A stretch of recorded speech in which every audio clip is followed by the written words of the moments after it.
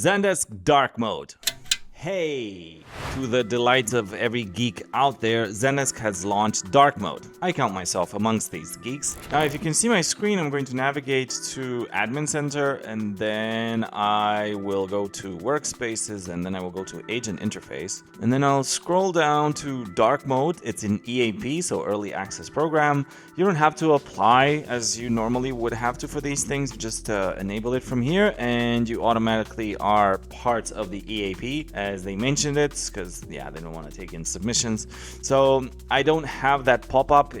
There is a pop-up letting me know that blah blah, you're part of the EAP. Now if I go back here and I refresh my screen like a good admin, and voila, I am now in dark mode, and I am saving a little bit more electricity, like 0.2 megawatts per year, and I'm very environmentally conscious now, and I'm saving the planet.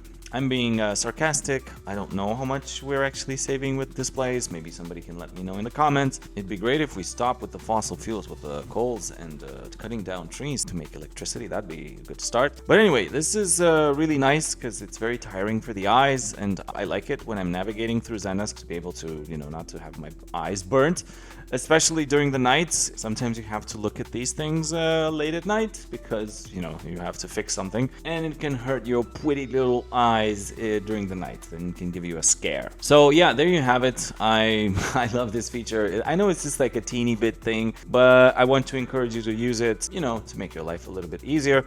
Get those bad gamma rays during the evening so you can get a good night's sleep, because I care that you get good sleep, because if you don't get good sleep, then you're not necessarily the best at giving amazing customer experiences. So yeah, there you have it. A nice new little feature from Zendesk.